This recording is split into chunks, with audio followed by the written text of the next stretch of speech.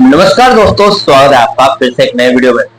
तो दोस्तों, आपको पता है अभी हाल ही में 20 मई 2026 को पेंशन रिवीजन कोर्ट केस की सुनवाई थी और इसी के बाद जज साहब ने दोनों पक्षों की सुनवाई करते हुए, यानी कि दोनों पक्षों को सुनते हुए, सरकार के वकील और उसके बाद रोड ऑफ पेंशनर्स के वकील, दोनों पक्षों को सुनते हुए अपना जो ऑर्डर है वो रिजर्व में रख लिया है। अभी ज्यादातर सभी को लग रहा है कि पेंशनर्स का पक्ष मजबूत है और इसी का फैसला आएगा, यानी कि डीलिंग का फैसला आएगा। ठीक है, लेकिन अभी बीच में 2 से 3 दिनों की गैप आ रही है। इसी के बीच हो सकता है कि जो सरकार है वो अपना ऑर्डर रिजर्व में रख सकती है। मतलब हो सकता है सरकार कोर्ट में जाकर कुछ तरीके आजमाए जिससे जो जज साहब है वो पेंशनर्स के पक्ष में फैसले ना दे। तो देखिए, जो भी बीच में अपडेट निकल कर आती है वो आपको बताना जरूरी है, इसलिए मैं वीडियो बनाकर लेकर आता हूँ। ठीक है, तो आज एक अपडेट निकल कर आई है जो कि कल 21 मई को भी एक सुनवाई हुई थी। अब वो सुनवाई क्यों हुई थी आज इस वीडियो में आपको बताने वाला हूँ। इसी के साथ आगे की क्या प्लानिंग कर रही है पेंशनर्स यूनियन, क्या प्लानिंग कर रही है, 20 मई को जो प्रोटेस्ट चेन थी उसके बारे में क्या हलचल हो रही है, सारी जानकारी विद डिटेल तरीके से आपको इस वीडियो में बताने वाला हूँ। तो सबसे पहले अगर चैनल पर नए हो तो सब्सक्राइब कर लेना, मुझसे जुड़ना चाहते हो तो सब्सक्राइब करना बहुत जरूरी है, क्योंकि बीएसएनएल से जुड़े सारे मुद्दों की जानकारी कर्मचारी यूजर तक मैं इस चैनल पर अपलोड करता हूँ वीडियो, और यूजर और कर्मचारियों और पेंशनर सभी के पास पहुंचती है। ठीक है, तो सब्सक्राइब करके रखना। मेरा नाम है सुनील शर्मा। जानकारी यूजफुल लगे तो एक लाइक करके जरूर जाना। चलिए दोस्तों, बढ़ाते हैं वीडियो को आगे। तो दोस्तों देखिए, ये जो कोर्ट केस होने वाला है इसमें पेंशनर्स की 100% जीत पक्की है। अब मैं ऐसा कैसे कह सकता हूं, आज इस वीडियो में हम जानेंगे। पेंशन डिवीजन के बारे में देखें तो वकीलों की जो बहस है वो पूरी हो चुकी है और जजमेंट में जो फैसला है वो रिजर्व हो चुका है, यानी कि किसी एक के पक्ष में तो फैसला गया है। ये सभी को बताया, दो के बीच में लड़ा गया है तो किसी एक के पक्ष में जाएगा। पेंशनर्स के पक्ष में जाने की 100% उम्मीद है। देखिए, अपडेट में देखते हैं आखिर ऐसा क्यों बोल रहा हूं। देखिए दोस्तों, 21 मई की शाम को आए डोट के ऑफिशियल लेटर और आज 22 मई 2026 की दोपहर तक दिल्ली हाईकोर्ट के अंदरूनी गलियारों से जो अत्यंत महत्वपूर्ण खबरें बाहर आ रही है, उन्होंने इस पूरी लड़ाई को एक अंतिम मोड़ पर खड़ा कर दिया है। फिलहाल जो यह आंदोलन हुआ है, इसके ग्राउंड आंदोलन और अदालत की जो भी पिक्चर सामने आई है या फिर जो तस्वीरें सामने आई है, 21 मई की भी अपडेट निकल कर आई है जिसमें प्रोटेस्ट चेन के बारे में भी आया है। पूरी जानकारी डिटेल तरीके से आपको देने वाला हूँ। देखिए, सबसे पहले 21 मई 2026 की क्या अपडेट है उसके बारे में देख लेते हैं। आईडीए एरियर और पैरा 5 के खात्मे की अंदरूनी कहानी, यानी कि पैरा 5 का खात्मा हो गया है और आईडीए एरियर पर विशेष खबर निकल कर आई है। डोट ने कल यानी कि 21 मई 2026 के आधिकारिक आदेश जारी किया है। जो पैरा 5 है वो हटा या नहीं, 20 मई की प्रोटेस्ट चेन के बाद कितना असर पड़ा डोट या फिर सरकार पर। दरअसल डीपी यानी डिपार्टमेंट ऑफ पब्लिक एंटरप्राइजेस ने एक नियम घुसाया था कि जिन कंपनियों पर परफॉर्मेंस या फिर बजट ठीक नहीं है उनके कर्मचारियों का बड़ा हुआ एरिया रोका जा सकता है। अभी डोट इसी पैरा 5 की आड़ लेकर बीएसएनएल कर्मचारियों की फाइल को दबाए हुए बैठा था। अभी हाल ही में डिपार्टमेंट ऑफ पब्लिक एंटरप्राइजेस ने इसी पैरा 5 को हटा दिया है। अभी देखिए, आंदोलन की ताकत का कितना असर पड़ा है, 20 मई की जो प्रोटेस्ट है उसका कितना असर पड़ा है वो देख लेते हैं।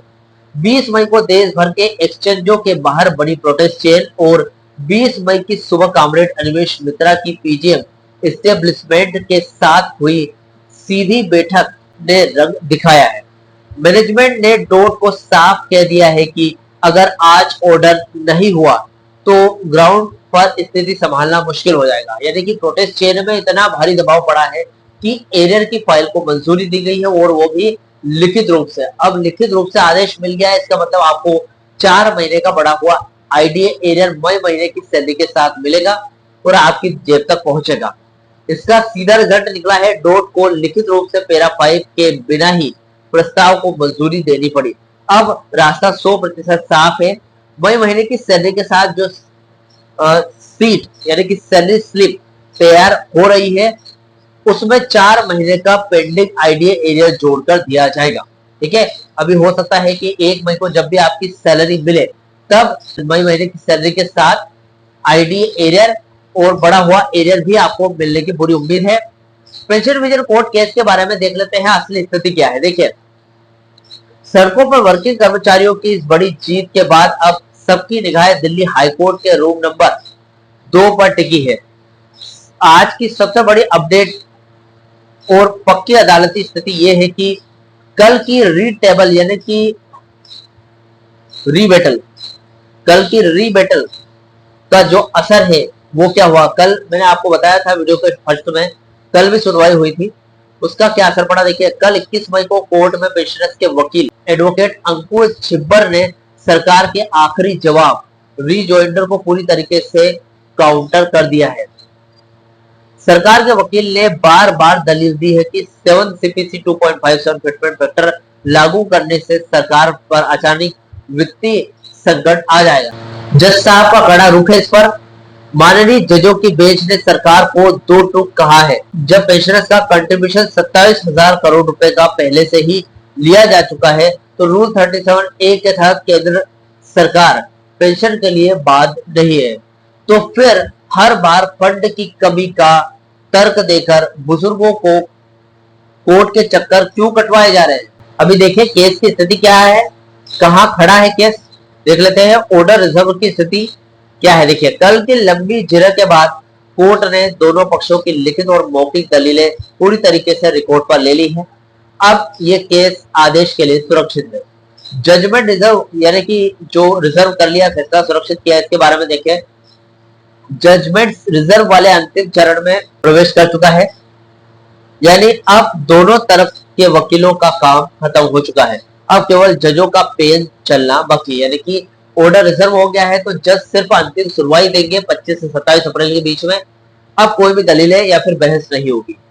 आगामी 25 और 26 की बड़ी प्लानिंग की बात करूं, क्या होने वाला है। देखिए, पेंशनर्स यूनियन और कानूनी जानकारों की माने तो 25 से 26 मई के बीच में, मई के आखिरी हफ्ते को लेकर जो प्लानिंग बनी है वो इस तरीके से देखिए क्या है। पहले तो फाइनल डिस्पोजल की लिस्टिंग किसकी बात करें तो कोर्ट की रजिस्ट्री के सूत्रों के मुताबिक जज साहब इस वीकेंड शनिवार और रविवार में अपना लिखित फैसला फाइनल कर लेंगे। 25 मई यानी कि सोमवार या फिर 26 मई यानी कि मंगलवार की सप्लीमेंट्री या डेली कोर्स लिस्ट में ये case for pronouncement of judgement फैसला सुनाने के लिए लिस्ट होगा। यहाँ पर जीत की संभावना कितनी है, यानी कि 7 CPC का रास्ता खुला है या नहीं। देखिए, कल की कार्यवाही और वकीलों के आत्मविश्वास को देखते हुए ये साफ हो गया है कि कोर्ट पेंशनर्स के हक में मुहर लगाने जा रही है।